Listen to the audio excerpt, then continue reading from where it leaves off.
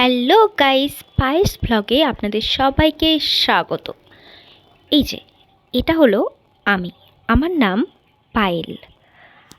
আর এবার আপনারা যাকে দেখবেন মানে ইনি ইনি হলো রাজেশ। তো আমাদের দুজনের নাম মিলে কি হলো?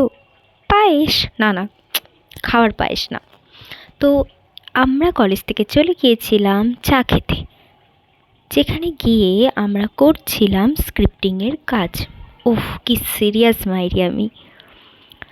যাই হোক, তারপর আমি চায়ের দোকানের দাদা থেকে নিয়ে নিলাম একটা মাটির ভাঁড়। ভাবছেন তো এটা কি করব নিয়ে?